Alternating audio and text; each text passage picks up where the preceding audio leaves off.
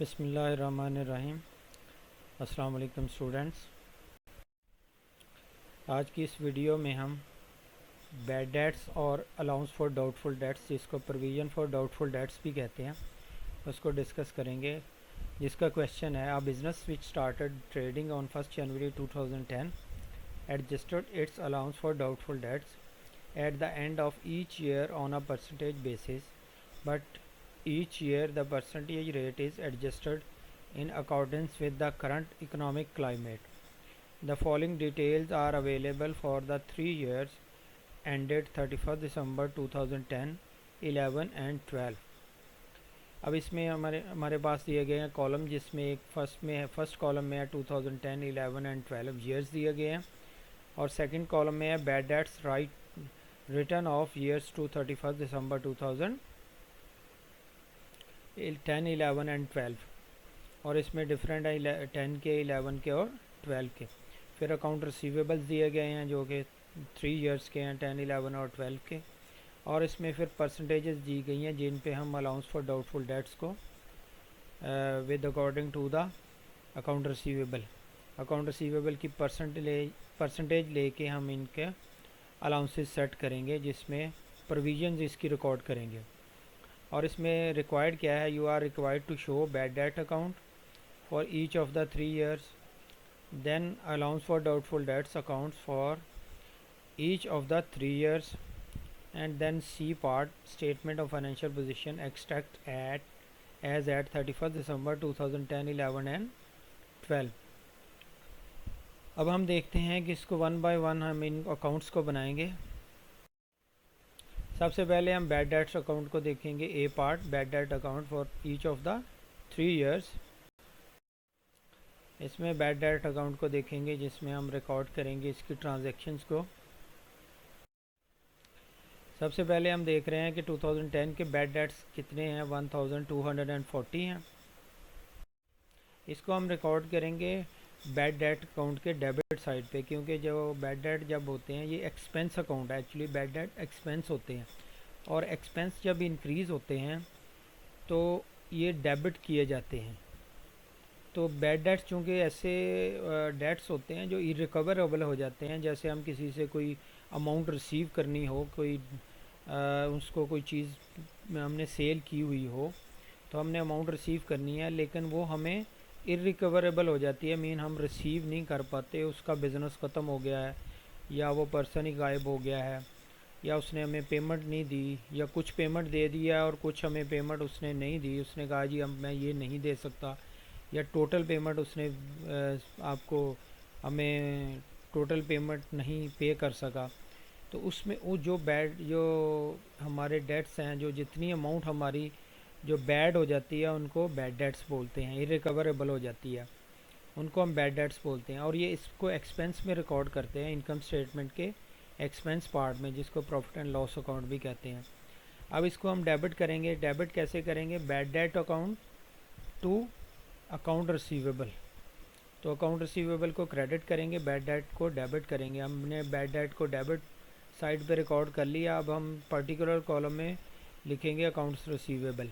Various account receivable इसलिए लिखा है क्योंकि हमने ये एक ही पर्सन का नहीं है बल्कि डिफरेंट पर्सनस का है। वेरियस अकाउंट्स रिसीवेबल से हमें ये बैड डेट्स हुए हैं। अब इसको हम फिर क्लोज़ कैसे कर दें एट द ईयर एंड, इसको क्लोज़ करते हैं प्रॉफिट एंड लॉस में, क्योंकि ये हमारा एक्सपेंस अकाउंट है, और at the year and expense सारे प्रॉफिट एंड लॉस में हम उनको क्लोज़ करते हैं। अब प्रॉफिट एंड लॉस में कैसे क्लोज़ होगा, इसकी एंट्री क्या होगी, profit and loss account to bad debts. अब बैड डेट्स इस जब क्लोज़ करेंगे तो क्रेडिट होंगे, हमने क्रेडिट साइड पे रिकॉर्ड किया, और प्रॉफिट एंड लॉस को हम पर्टिकुलर कॉलम में लिखेंगे कि ये डेबिट हो रहा है। अब चूँकि हमारे पास 2010 में और कोई अमाउंट नहीं थी, इसको हमने इसलिए क्लोज़ कर लिया। अब नेक्स्ट 2011 का हम देखेंगे। इसके हैं बैड डेट्स राइट ऑफ किए हैं जो 2608। इसको भी हम ऐसे ही बैड डेट्स को रिकॉर्ड करेंगे डेबिट साइड पे। Bad debt to accounts receivable. अब बैड डेट को डेबिट करेंगे, और अकाउंट्स रिसीवेबल चूँकि क्रेडिट हो रहे हैं तो हम इसके पर्टिकुलर कॉलम में लिख देंगे वेरियस अकाउंट्स रिसीवेबल्स। अब हमारे पास और कोई बैड डेट की एंट्री नहीं है 2011 में, तो इसको हम क्लोज़ कर देंगे। यहाँ पे हमने इसको क्लोज़ कर दिया प्रॉफिट एंड लॉस में। तो जैसे वही पहले भी मैंने आपको बताया कि एंट्री इसकी क्या होती है, profit and loss account debit होता है और बैड डेट क्रेडिट होते हैं जब इसको क्लोज़ करते हैं प्रॉफिट एंड लॉस में। तो प्रॉफिट एंड लॉस में हम जब क्लोज़ करेंगे तो बैड डेट क्रेडिट हो रहे हैं, तो क्रेडिट साइड पे रिकॉर्ड कर दिया। और प्रॉफिट एंड लॉस को इसमें यहाँ पे क्यों लिखा पर्टिकुलर कॉलम में, चूँकि ये डेबिट हो रहा था। देन हमारे पास 2012 पे हैं बैड डेट्स, इसकी अमाउंट है 5424 पाउंड्स। इसको भी हम ऐसे ही डेबिट करेंगे bad debt to account receivable, ये डेबिट साइड पे आ जाएंगे और various accounts receivable particular column में आएंगे चूँकि ये क्रेडिट हो रहे हैं। और कोई बैड डेट की अमाउंट नहीं है, तो इसलिए हम इसको क्लोज़ करेंगे प्रॉफिट एंड लॉस में। यहाँ पे हमने इसको प्रॉफिट एंड लॉस में क्लोज़ कर दिया। तो जब account profit and loss account में हम इसको क्लोज़ करेंगे तो इसकी एंट्री होगी profit and loss account debit to bad debt account credit. अब हमने क्रेडिट कर दिया, क्रेडिट साइड पे रिकॉर्ड कर दिया इसको, और प्रॉफिट एंड लॉस अकाउंट को पर्टिकुलर कॉलम में लिख दिया क्योंकि ये क्लोज़ हुआ है इसमें, क्योंकि ये क्रेडिट हो रहा है सॉरी डेबिट हो रहा है प्रॉफिट एंड लॉस अकाउंट। अब नेक्स्ट हम ये बी पार्ट देखेंगे, allowance for doubtful debts accounts for each of the 3 years. हम 3 ईयर्स के allowance for doubtful debts account को मेंटेन करेंगे, इसकी प्रोविज़न रिकॉर्ड करेंगे। ये है हमारे पास account allowance for doubtful debts का। अब 2010 में हमारे पास अकाउंट्स रिसीवेबल कितने हैं 41,000 और 4% उसकी परसेंटेज है अलाउंस फॉर डाउटफुल डेट्स की।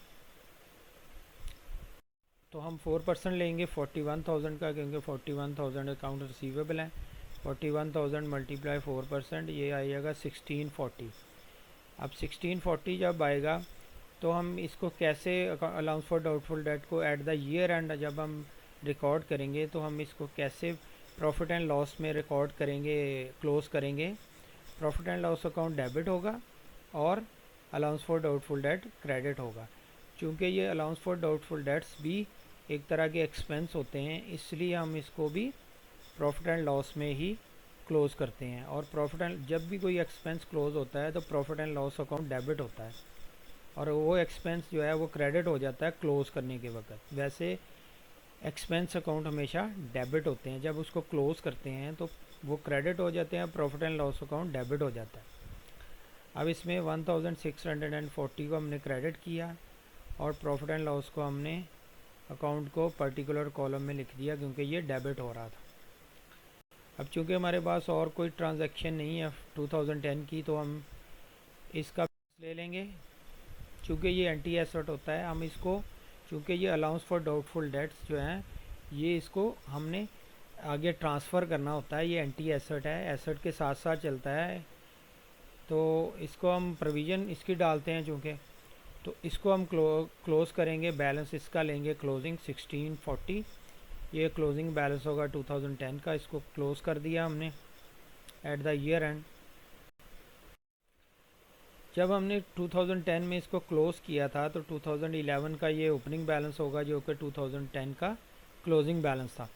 अब 2011 का वही ओपनिंग बैलेंस है जो कि 2010 का क्लोजिंग था, 1640 बैलेंस BD ऑन 1 जनवरी। जब हम ओपनिंग बैलेंस लेंगे तो year start of the year पे लेंगे, बिगिनिंग ऑफ द ईयर। तो बिगिनिंग ऑफ द ईयर की डेट क्या है, जो फर्स्ट डेट होती है 1 जनवरी। 1 जनवरी को ईयर स्टार्ट हो रहा है। Balance BD 1640। अब हमारे पास 2011 के कितने हैं अकाउंट्स रिसीवेबल 76,000 और परसेंटेज कितनी है अलाउंस फॉर डाउटफुल डेट्स की 6%। तो हम देख रहे हैं 76,000 को 6% से मल्टीप्लाई करेंगे तो हमारे पास अमाउंट आ जाएगी 4,560। अब हमने total allowance for doubtful dates 4,560 करने हैं। तो हमारे पास ऑलरेडी 1640 है, 1,640 बैलेंस है ओपनिंग बैलेंस। तो हम कितना इंक्रीज़ करना पड़ेगा, तो हम इसको लेस कर देंगे 1640 को। तो हमारे पास 2,920 जो है वो हमें इंक्रीज़ करना पड़ेगा। मीन टोटल हमें 45 चाहिए, तो हमें 1640 ऑलरेडी है, तो हमें सिर्फ 29 एंड 20 और चाहिए, जो कि हम प्रॉफिट एंड लॉस में एडजस्ट कर सकें, जिसको क्लोज़ कर सकें। तो टोटल कितना होगा? अब ये वाला हम कैसे करेंगे? इसको ऐसे ही क्लोज़ कर देंगे, जैसे profit and loss account to allowance for doubtful debts 2920। अब ये टोटल हो जाएंगे 4560, जो कि हमने अलाउंस फॉर डाउटफुल डेट्स को रिकॉर्ड करना था टोटल को 2011 के लिए। अब हम इसका बैलेंस ले लेंगे, कितना है? जो 4560, क्योंकि हमारे पास डेबिट साइड पे कोई एंट्री नहीं है, तो टोटल का ही हम बैलेंस लेंगे और वही टोटल होगा। यही बैलेंस जो कि क्लोजिंग बैलेंस है 2011 का, 2012 का ये ओपनिंग बैलेंस होगा। जैसे ये आप देख रहे हैं, 2012 का 1 जनवरी को बैलेंस बीडी होगा, जो कि 2011 का क्लोजिंग था 4560। अब हम देखेंगे 2012 के अकाउंट्स रिसीवेबल कितने हैं, 88,000, और इसकी परसेंटेज कितनी है? 5%, जो कि अलाउंस फॉर डाउटफुल डेट की परसेंटेज ली जाएगी। अब हम 88,000 का 5% लेंगे तो हमारे पास 4400 आएगा, जिसको हम जो बैलेंस है उसको लेस करके देखेंगे। बैलेंस हमारे पास है 4560। अब ये बैलेंस इससे बढ़ रहा है, अब हमें इंक्रीज़ कितना करना है? अब इंक्रीज़ नहीं होगा, बल्कि ये नेगेटिव में आ जाएगा, तो हम इसको डिक्रीज़ करेंगे। अलाउंस जो पहले हम, जैसे 2011 में हमने इसको इंक्रीज़ किया था, बैलेंस हमारे पास कम था, तो हमें इंक्रीज़ करना पड़ा था और हमें एक्सपेंस रिकॉर्ड करना पड़ा था। अब हमें एक्सपेंस को इसको डिक्रीज़ करना पड़ेगा, जो कि इनकम बन जाएगी। अब 160 से हमें डिक्रीज़ करना पड़ेगा, जो कि हम डेबिट में रिकॉर्ड करेंगे 160, प्रॉफिट एंड लॉस में जाएगा। अब ये इनकम बन जाएगी। अब ये इसकी एंट्री क्या बनेगी? Allowance for doubtful debt to profit and loss account. जब profit and loss account credit होता है तो इट मीन्स ये इनकम है, इनकम होती है, तो इससे कैपिटल इंक्रीज़ होता है जब profit and loss account credit होता है, क्योंकि इनकम इंक्रीज़ होने से क्रेडिट होती है। अब ये क्रेडिट हो रहा है, तो अलाउंस फॉर डाउटफुल डेट में ये डेबिट है और profit and loss account credit हो जाएगा। अब ये देखें 4400 जो कि हमारे पास आया था 88,000 मल्टीप्लाई 5% करके, तो 4400 आ रहा था हमारे पास। तो जब हमने इसको इसी को ही बैलेंस ले लेंगे हम, तो ये जो क्लोजिंग बैलेंस है 2012 का 13 का ये ओपनिंग बैलेंस होगा 2013 जनवरी 1 में 4400 जो है वो बैलेंस बीडी होगा। अब हम इसमें इनकम स्टेटमेंट देखेंगे कि जो कि एक्सट्रैक्ट करेंगे फॉर द ईयर एंडिंग 31 दिसंबर 2012, 11, 12 और 13 की। इसमें जैसे हमारे पास कोई भी ग्रॉस प्रॉफिट हो, जैसे हमें नज़र आ रहा है ग्रॉस प्रॉफिट है, जो कि इस हमारे पास यहाँ पे कोई परसेंटेज इसकी अभी इसकी कोई अमाउंट नहीं है। अगर हो तो कैसे करेंगे इसको हम देखते हैं। इसमें से लेस एक्सपेंसेस करते हैं, 2010 के एक्सपेंसेस लेस करेंगे। कौन कौन से होंगे? फर्स्ट में बैड डेट्स होंगे, ये क्योंकि एक्सपेंस होते हैं, डेफिनेट एक्सपेंस होते हैं, इसको एक्सपेंस में रिकॉर्ड करते हैं। तो 1240 बैड डेट्स हैं, ये होंगे एक्सपेंस। और अलाउंस फॉर डाउटफुल डेट्स में कौन से होंगे? जो इंक्रीज़ हुए थे अलाउंस फॉर डाउटफुल डेट्स, जो कि हमने रिकॉर्ड किए थे 16 एंड 40 2010 का अलाउंस फॉर डाउटफुल डेट्स। तो ये होगा, इन दोनों को प्लस करेंगे तो हमारे पास आ जाएगा 2880, और इसको हम ग्रॉस प्रॉफिट में से लेस करेंगे, हमारे पास आ जाएगा नेट प्रॉफिट, जो कि हमें चूँकि ग्रॉस प्रॉफिट का नहीं पता तो इसलिए नेट प्रॉफिट भी हमने एक्स लिख दिया, और ग्रॉस प्रॉफिट भी एक्स और नेट प्रॉफिट भी एक्स। अब नेक्स्ट में हम 2011 के एक्सपेंसेस को लेस करेंगे, जो के ऊपर ग्रॉस प्रॉफिट में से लेस एक्सपेंसेस ऑफ 2011। इसमें बैड डेट्स कितने थे 2011 में? हमारे पास थे 2608, जो कि राइट ऑफ किए थे 2608, और हमने अलाउंसेस हमारे पास कितने रिकॉर्ड हुए थे जो कि इंक्रीज़ हुए थे, जो कि प्रॉफिट एंड लॉस में एडजस्ट करने, ये थे 2920 जो कि इंक्रीज़ किया था अलाउंसेस को। ये भी एक्सपेंस में आ जाएगा। इन दोनों को हम एक्सपेंसेस को टोटल करेंगे तो हमारे पास आ जाएगा 5528। इसको लेस करेंगे ग्रॉस प्रॉफिट में से तो हमारे नेट प्रॉफिट आ जाएगा। ऐसे ही हमारे पास 2012 के अलाउंस फॉर डाउटफुल डेट्स हैं। ये हमने अलाउंस इसकी प्रोविज़न रिकॉर्ड की थी। इसमें चूँकि 2010 में 11 में इंक्रीज़ हुए थे, यहाँ डिक्रीज़ हुए हैं क्योंकि इसकी परसेंटेज जो ली थी 2012 की 88,000 का 5%, जो कि बैलेंस से कम आया था, जो कि हमने प्रीवियस से ट्रांसफ़र किया था। इस दफ़ा हम इसको डिक्रीज़ करेंगे, ना कि इंक्रीज़। अब 160 से इसको डिक्रीज़ कर रहे हैं क्योंकि ये हमारी इनकम बन जाएगी, जितने से 160 डिक्रीज़ हो रहे हैं तो ये इनकम बन जाएगी। इसको हम ग्रॉस प्रॉफिट में प्लस करेंगे। जैसे यहाँ पे देखें, add reduction in allowance for doubtful dates, 160 gross profit में प्लस करेंगे। देन हम लेस करेंगे एक्सपेंसेस जो कि हैं बैड डेट्स। बैड डेट्स कितने थे 2012 के 5424, तो ये हम लेस करेंगे 5424, तो हमारे पास आ जाएगा नेट प्रॉफिट। उसके बाद हम स्टेटमेंट ऑफ फाइनेंशियल पोजीशन को देखेंगे जो कि एक्सट्रैक्ट करेंगे 2010, 11 और 12 के लिए। Statement of financial position extract as at 31 December 2010, 11 and 12। सबसे पहले 2010 के अकाउंट्स रिसीवेबल हमारे पास हैं 41,000 और इसकी परसेंटेज है 4%। अलाउंस फॉर डाउटफुल डेट्स, तो हमने लेस करने हैं अलाउंसेस जो कि डाउटफुल डेट्स के थे 2010 के। 4% ऑफ 41,000, ये आ जाएगा हमारे पास 1,640। इसमें से लेस करेंगे 41,000 में से अलाउंसेस, तो हमारे पास आ जाएगा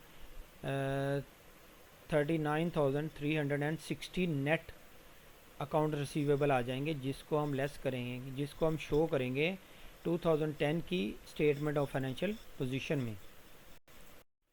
नेक्स्ट हमारे पास है 2011 के अकाउंट्स रिसीवेबल जो कि 76,000 है।